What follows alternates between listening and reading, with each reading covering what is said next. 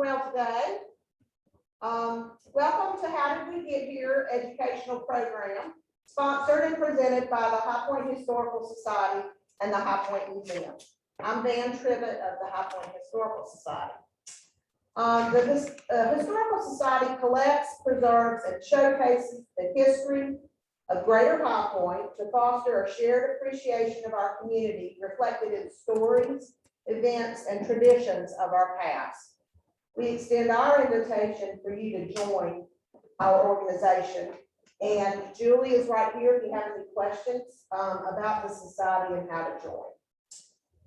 How Did We Get Here is an educational experience that takes a current topic, exploring it through the progression in time and how it might tie to High Point and our surrounding community's history. Today, we will hear about High Point's response to the 9/11 attack and the impact to our community then and now. With us today is High Point's Police Chief Travis Stroud, High Point Fire Battalion Chief Perry Hall, and we will have a video from David Griffin, pre-recorded, whose wrecking company, DH Griffin, provided demolition consulting at the New York Twin Towers site. Thank you everyone for coming, and Perry, I'm gonna let you start us off.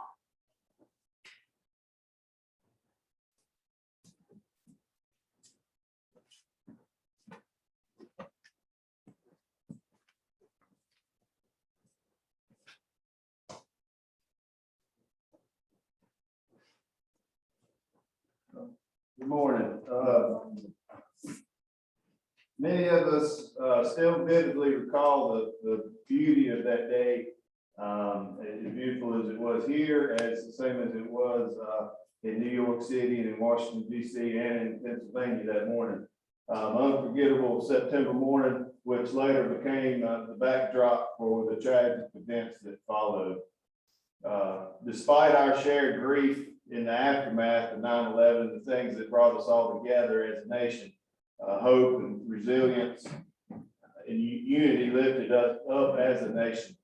And now 20 years later, these lessons are more important than ever. We have folks in the fire service that weren't even born then, that don't know what transpired that day, didn't live through it.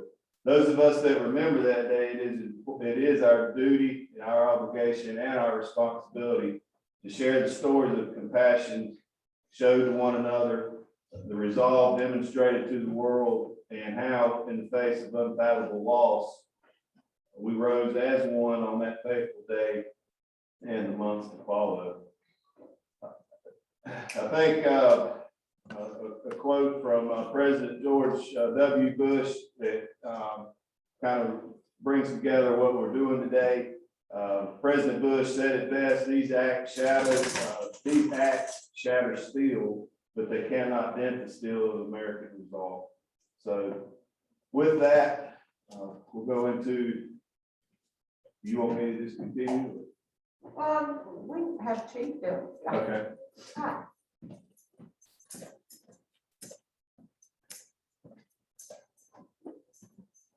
I want to avoid the podium if that's okay. That's great. Move around. We're going to speak, so this should be transparent with you. So how did 9/11 change the face of law enforcement and really first responders altogether? Because it did. This was one of those moments for us that was an impact moment. So to answer that question, how did it change? It's two parts, and they're going to completely change. It did, and it didn't change. So first, how did it change? This is one of those things, those moments in history and time that strip away every piece of complacency that we ever had. If I remember before they were, that event happened that day, I know where I was. I was in the 3 at Southwest High School when it happened. And all of a sudden, our level of awareness went through the roof. The probably should have been through the roof already. Look at the job we're doing, look at the society we're living in. That moment put it into perspective for us. So it stripped away every piece of complacency. You have a saying in law enforcement, and probably every first responder crew that's out here, whether it's fire, EMS, and it really should extend to your personal life too. Complacency kills. You need to pay attention to your surroundings. Look at what's going on. This is where see something, say something started. So what happened with 9/11 is it stripped that away and put us into a whole another level of awareness. So it became our impact moment, which changed the way we did things, the way we policed, the way we interacted with our federal partners. We started to extend much more.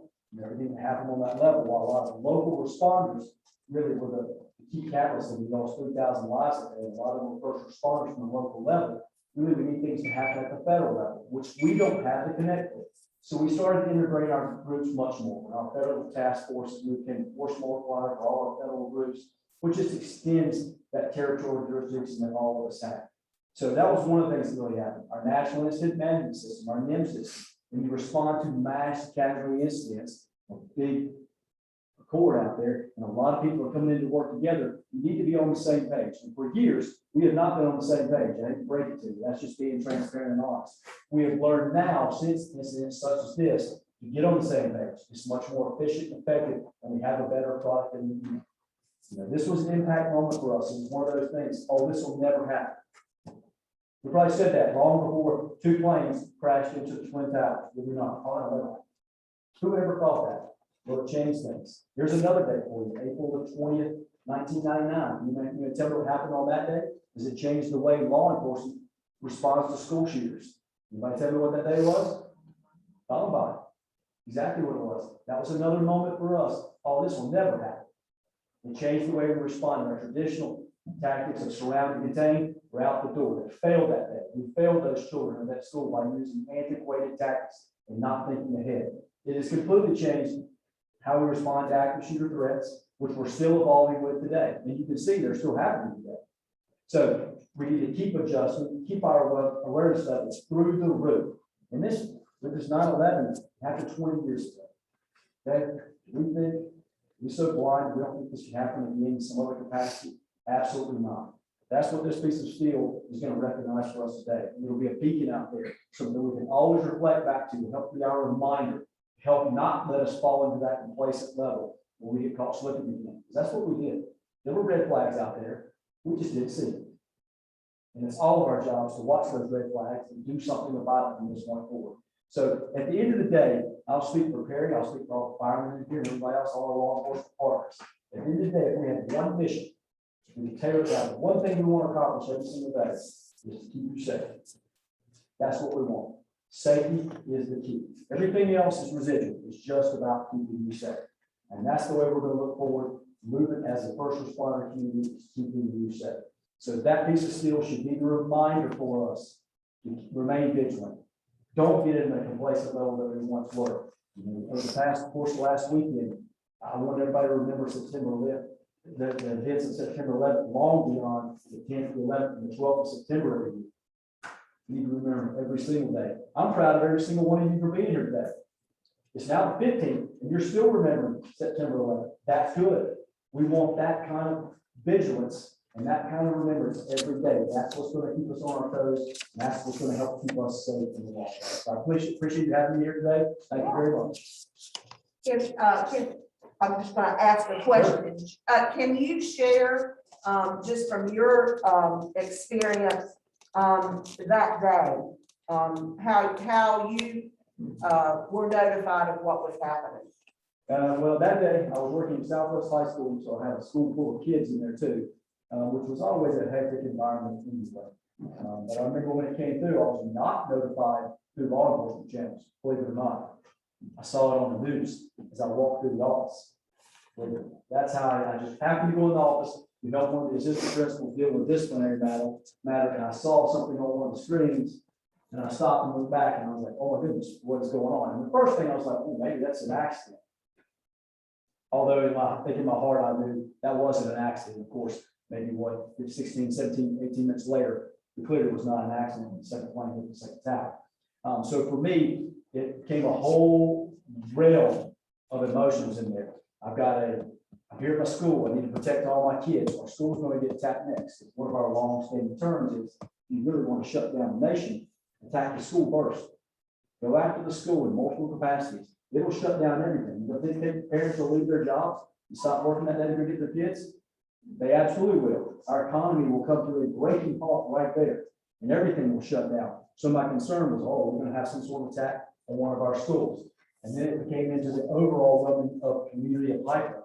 We only have X amount of officers, and we have 56 square miles to cover.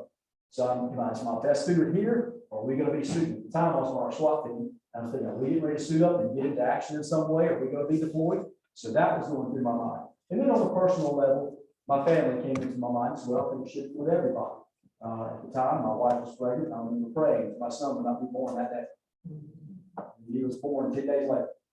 So a lot of emotions went in, but from a prep stage, it was almost, I hate to say this, first of all, it was almost like a feeling of helplessness too, because you're so far away, you wanted to get engaged, you wanted to help, but there was nothing you could do. Our mission was here.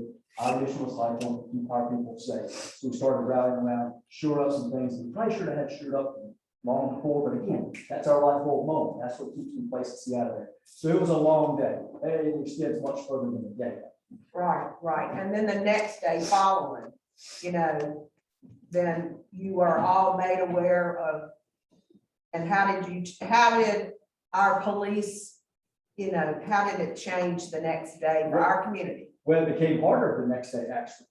Even though the event already happened, you would not believe the number of false intel reports that we were getting that were flowing into us. So we're trying to sort of vet every one of those to figure out where we need to take our small line of forces and where we need to put them. We were having so much information, it was almost information overload for a couple of days that were being dropped on top of us. And we simply didn't have the resources. Now, the best of our ability, we were trying to get rid of some of those. This is not credible. We think this could be credible. But again, I just told you, waving the red flags, we didn't want to ignore anything. So it became even harder the next couple of days to adjust our resources. A lot of people who were off those days, they weren't off anymore. We were assembling everybody, and it was an all hands on deck moment for us for about a week and something. And again, I was just an MPO3 at the time. I mean, I was a line officer. You do this, and I was being told I wasn't in the leadership capacity at the moment, other than on our SWAT side. So it became, I was waiting for my orders pretty much. Right. And so we have developed a system for our city, for our state, and our nation that the information flows quickly. Much better. Communications will always be your number one inhibitor when you're working on an event, period. We have these things, and you think that we can probably just show up on the scene and boom, everybody gets there, we push the button, everybody hears it? Absolutely not. We have been working on for 26 years, and this is our biggest handcuff. We cannot seem to overcome the radio. We get on the same channels, to be able to put a system in place where we can communicate all on one level. So communication has been the issue. Now, we have improved all of our workmanship with our federal partners. We have added people to our federal task force. What we do as a police department is we allocate certain officers to work with the DEA, ATF, FBI, Joint Terrorism Task Force folks. Every federal agency, we have someone attached to it now, which helps us get information. So instead of them sending it down, it comes through our guy or girls, we're on the task force now. Much better. Yeah. Right. Any other questions while I'm standing up here? If you have one, please fire away. I don't mind. Thank you. You got it, no problem. Thank you. On behalf of Chief Reed and Chief Evans, on the fire department side for 9/11 and such, remember that it was supposed to take, estimated to take, and I'm sure Mr. Griffin will talk about it in the video, but it was estimated to take a year for cleanup for that, and they were able to complete that in 8 months.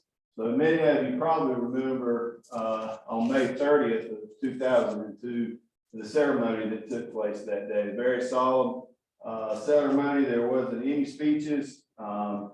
It was solely closing of the clean out efforts at the World Trade Center, and it began by bell ringing, which is a ceremony for fallen firefighters that began at 10:29 a.m. Which was the time of the North Tower collapse on September 11th. There were, if you remember watching that on TV, there was thousands of folks, citizens, military, first responders, politicians of all standing out there. Some with tears. There were honor guards of police officers, firefighters, representatives. And then you seen representatives of all those agencies carrying up a stretcher, just with an American flag within that stretcher. And that American flag was a symbolism of everybody that could not be found, that could not be removed or reunited with their families. All those that were killed on September 11th, but never found. So they were carried up, or that was carried up, and it was put into an ambulance. And then behind that, the last piece of steel from the collapse zone was carried up, draped in black, and it followed the ambulance out, symbolizing the completion of the cleanup on May 30th, 2002. Still at that time, we were undergoing many changes in emergency services, like Chief Stroud was saying. It changed. We went from, as firefighters, we went from fighting fire and riding medical calls to all hazards. You'll hear folks talk about it, all hazard agencies now. That means anything and everything, having to deal with weapons of mass destruction, having to deal with terrorism and learn on terrorism. We had the world's largest furniture show here in the city. It drastically changed how that was handled. It still does today. With measures, security measures, planning measures, emergency management measures, and such as that. On that day, for those that were working that day, the day started out normal, like every day thing else. At the time, I was not with High Point. I worked with another agency. But I remember that day I was working that day. We were actually at EMT, and every fire department in the area shut down. They shut, when I mean shut down, they didn't go home. They stopped what they were doing. Everybody was sent to the fire station, and you shut the doors, you locked the doors, and you stayed there. That went on, like Chief Stroud mentioned, for days, that you didn't go out, and it was a security issue. It was a security problem. Didn't know what was going to happen next. Many of you probably know we have a lot of international things in our area that are major targets, if you will. We have the tank farms that are very close. That was one of the major things of that day that was a big concern. The tank farms are, right on the High Point, Greensburg, Guilford County lines. That was of that day, that was one of the major concerns, was the tank farms, not to mention the international airport. So even though the airport is not within the city limits of High Point, all those airplanes fly over the city of High Point. So there was lots of concerns with that. He mentioned the NIMS, how we can communicate and talk. So now the way things are set up is we can go to California and we can operate and talk to California. They can come here, we can operate and talk and communicate that way. Before, it was not like that. The FDNY, the largest fire department in the nation, has never had to ask for help before, ever. And that day they had to ask for help. So a lot of things changed in that, in how we train, how we prepare, communications, equipment, interoperability. The list goes on and on. Urban search and rescue, things really became on the forefront after that day. So with that, that kind of brought again a lot of changes with the furniture market. We still deal with that today, and the changes that came about with that. So on behalf of Chief Reed and Chief Evans, that's kind of the fire department, what we went through as a group. Today, Anybody have any questions? All right. So we're gonna play the video. Sure. Yeah.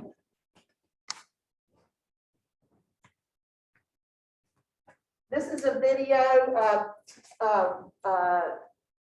interview with David Griffin with regards to their participation in the cleanup in New York.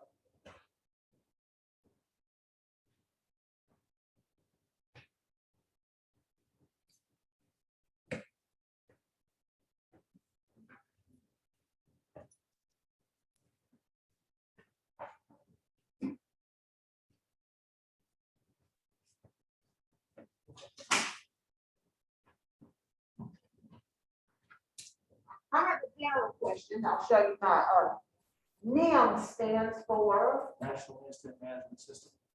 And was that federally funded? And is it continue to be Yes. funded federally? And then how does it run through the state, or is it just directly for our cities and?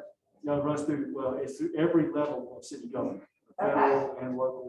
We are required to hold certain certifications depending on your level for NIMS requirements. So it's been a good play for the nation. I mean, we can all at least work on the same sheet of music now. That doesn't mean your incidents are going to go smoothly by any stretch of the imagination, but we at least have a game plan that everybody knows this is what we're working for. Right. That's what it gave us. And it really, NIMS started probably before September 11th, but after September 11th, everybody was like, okay, we got to tighten up. Yeah, there was an urgency. Oh. You ready? Yes.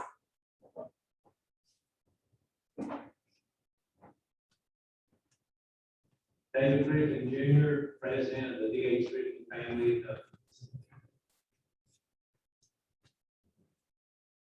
First heard about the attack, I was right here in Greensboro, North Carolina, in our office, and I got a phone call that a plane had hit the World Trade Center. And I didn't think that much of it at first, but then about 15 minutes later, I get another call from our engineer at the company said, hey, maybe on it's another plane. And a lot of people today, we don't have good television, 5 buildings at the time. So I went to where that TV was, just couldn't believe, what I was seeing that was going on. So I was right here in Greensboro the day of the attacks. What motivated me to go up, as the next few days progressed in America, some people was giving blood, some people was donating money, and I just felt a desire and I wanted to help. And I was trying to figure out what I could do to help, and I just kept having a feeling the more I watched on television that maybe it was something that we could get, to go up and offer our services to help in that way. So finally, on September 13th, I made the decision to go to New York and to see if there was anything I could do. So September 13th, we loaded up and headed to New York.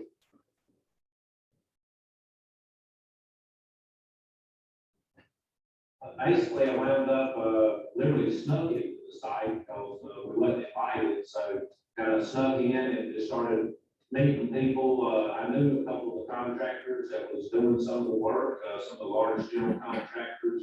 Started talking to them and basically got into a position the first day I was there about 10 o'clock that morning to help make some decisions with the fire department on a recovery operation.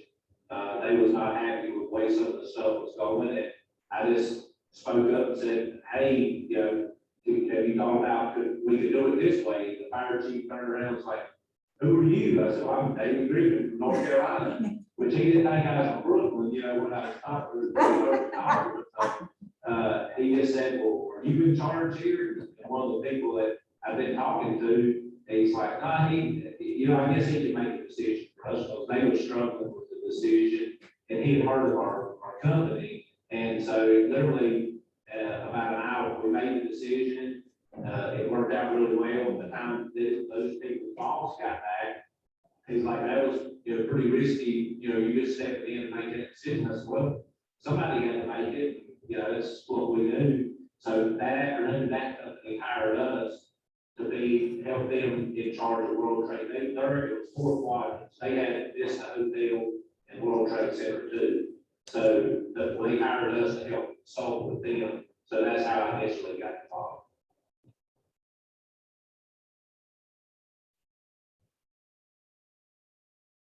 I mean, it was, I was young. I was 33 years old.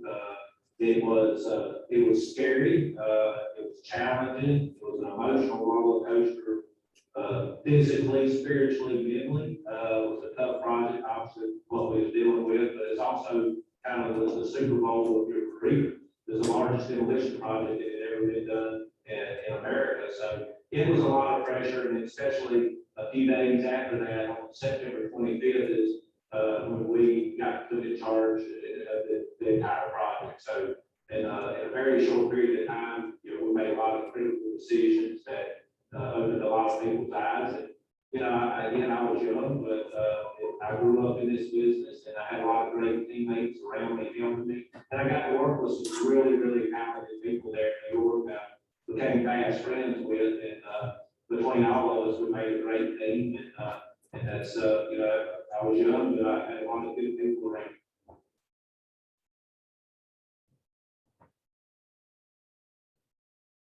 You know, I learned that, you know, it's, you can't be afraid of taking chances. It was a big chance. Looking back, even some days, probably a month or two in, I was like, man, that was crazy. You know, but you know, it was something that drove me to do it. And I was glad to do it. It was also kind of what I said, it was a Super Bowl career. It was also hard to high five sometimes because it was such a tragic situation. So it was also there again, it's a big project, but you just learn that, you know, again, you take chances and surround yourself with good people and, you know, and, it worked out okay.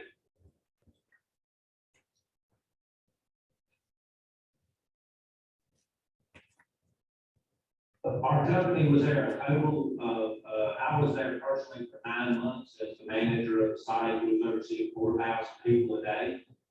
24 hours a day, 7 days a week, and our company was there 19 months, but I was there personally for almost 9 months.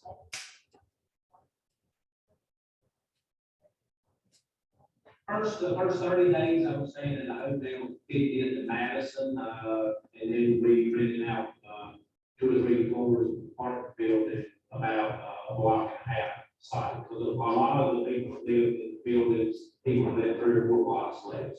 Because the building burned for 100 days, so it was the longest burning building fire in American history, because they couldn't get it out, you know, so a lot of people, we lived, literally a block and a half of the site. We just rode our 4-wheelers or buggies, whatever, up and down, you know, whatever highways or streets we wanted to. It was kind of a crazy time.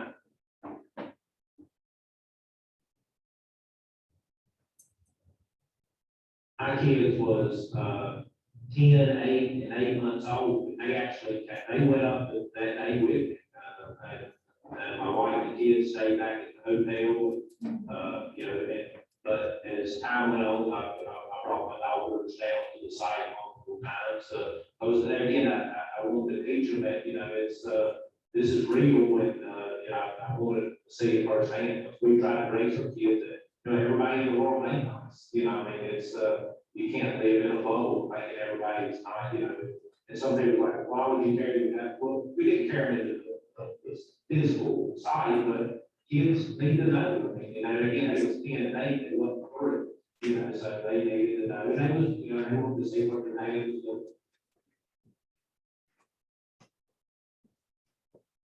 I went back about 10 or 12 years ago. I've not been back. I want to go back to see the museum. I've heard amazing things about it. And the memorial, I do want to go back. I just hadn't had the chance, but it is something I want to do. Don't want to go, you know, a couple of people asked me, am I going up for the 20th? It's just, when I do go, I want to go kind of under the ride. I don't want to go for any fanfare.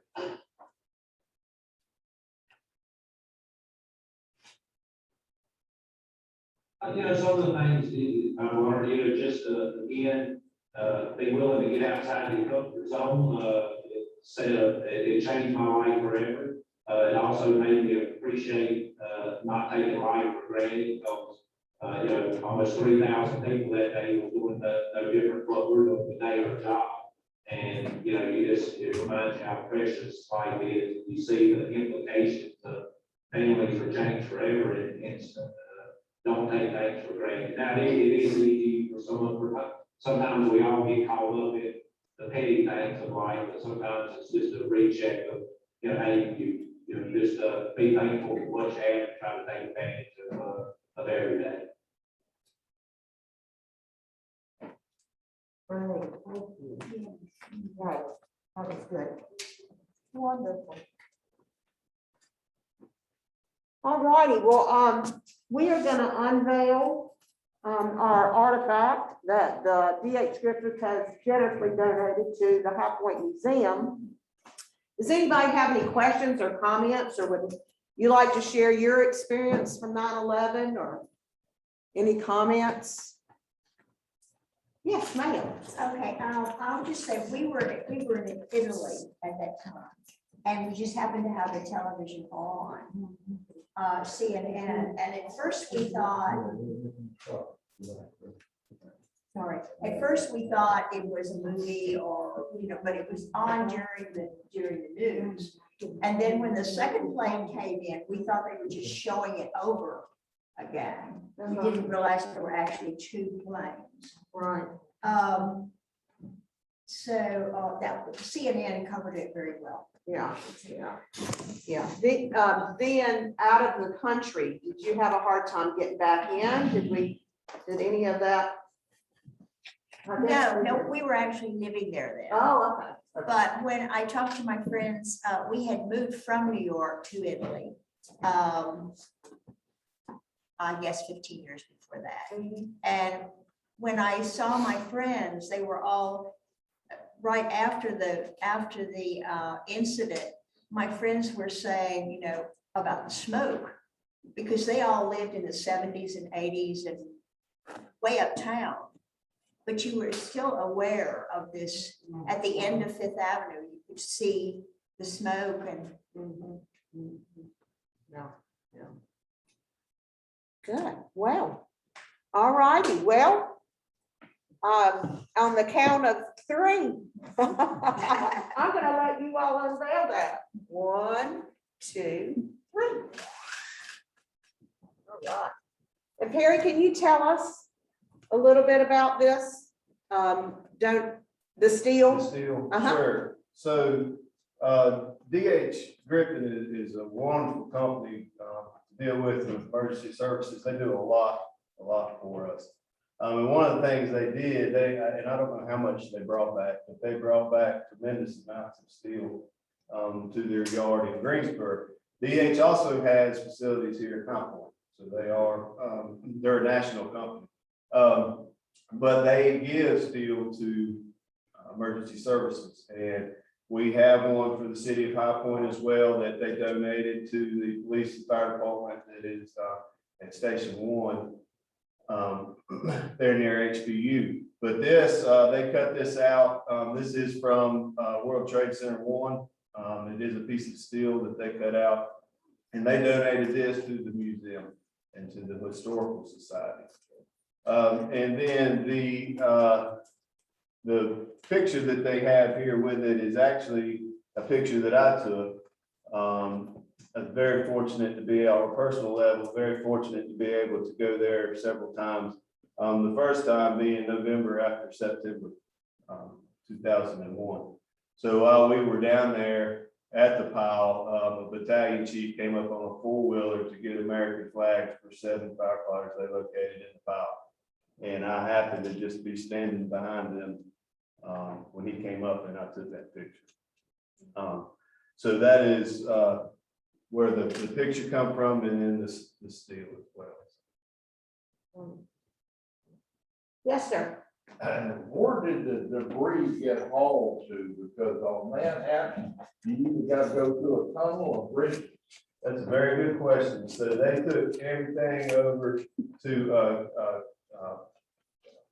Staten Island. yeah, but it's I don't want to say it wrong, Killfish Hills, but they took it over to an island. It is called I think it's Killfish Hills, but one of the times that we went down there, that's what we went to do. So they took all the debris over there, and they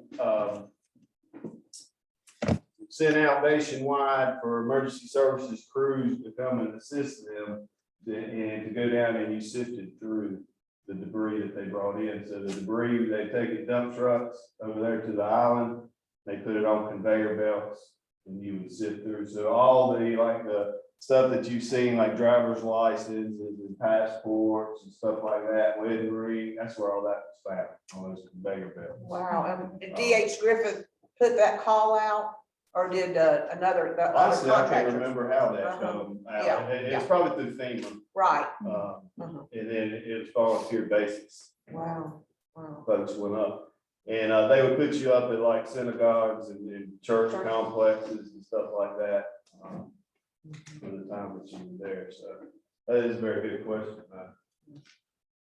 And one other thing I think would be remiss if we didn't mention it, there was the 2,977 lives that were lost on that day, but there's been hundreds and hundreds of lives that have been lost since that day by rescue and recovery folks that have died from 9/11 illness. They will continue to die, unfortunately, for our lifetime. So it's still affecting, it will always affect. How many people from the fire department were like? 343. Three officers. 343 firemen. 343 firemen. There was 26 NYPD and 37 Port Authority officers, which are sworn officers as well. On that day. On that day.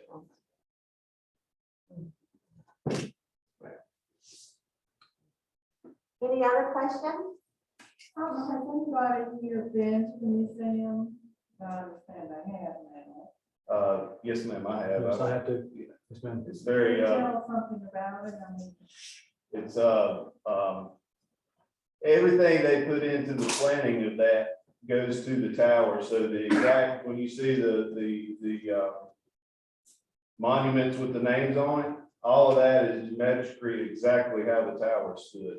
So the plot, the way it's facing for the sun, the sun, everything is exactly how that was. They put a lot of planning and into that. The museum is very, very moving, and you actually go under, I don't know how to really describe it. You go underground, and it's all under there. They don't allow pictures and such as that to be taken, but there's actually the vehicles that are down there, artifacts and things that were found that day, stories, the posters that you've seen on TV, all that down there. You can actually still go in the church as well. It's still set up. Any of you that's seen and I apologize, I can't remember the name of the church, but Trinity. Trinity, it's a small church in my mind for the middle of New York City. But that is where all the emergency responders and the recovery effort workers went, where the volunteers were that did massages, that did spiritual care, that did anything, everything you can think of, that's where they did it. And it's still set up that way. It's still a working church, but they left all that in there as well. You can go in and see all that. It's very moving and it's life changing to see those things. It's a very emotional It is. event. It's a very sobering event too. You think you know, but you don't until you get in there. You can listen to almost any 911 call that came through, it's our public record, have been tracked in there. You can listen to them, what people had to say, listen to calls to the last calls to families. They have one room where you can literally look on a wide wall of all the people who perished. There's many as they could get stories on, and you click a button and play their story.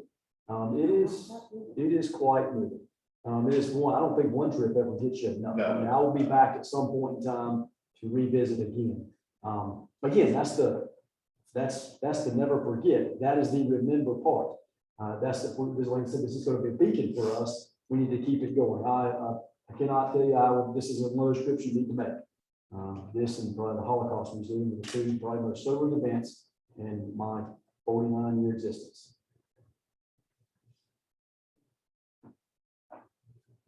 Any other comments?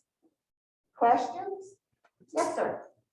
There will be another 9/11 memorial that is being unveiled soon. Stroud Designs is designing that, and it will be housed at Condon Yards. And that is another piece of steel that was donated by David Griffin to the Hero Center. And then we gifted that to Business High Point. Wonderful. It's another chance though Right. to remember and To not remember. forget. It needs to extend past Yeah. September the 10th, 11th, and 12th. Historically, that's what we see.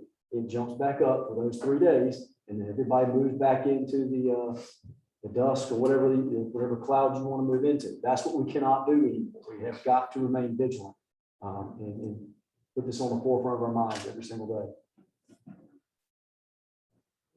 Well, we thank you so much for what you do for our community and what you have presented with us today.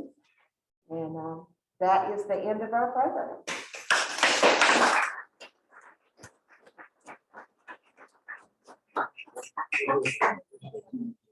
Oh, I'm sorry. We do have an event this coming Saturday. If you'd like to come and thank our first responders, from 10 to 12, they'll be out here in the parking lot. So we would like everybody to come, bring your grandkids, your kids, anybody. Come out and say a personal thanks and appreciation. Thank you.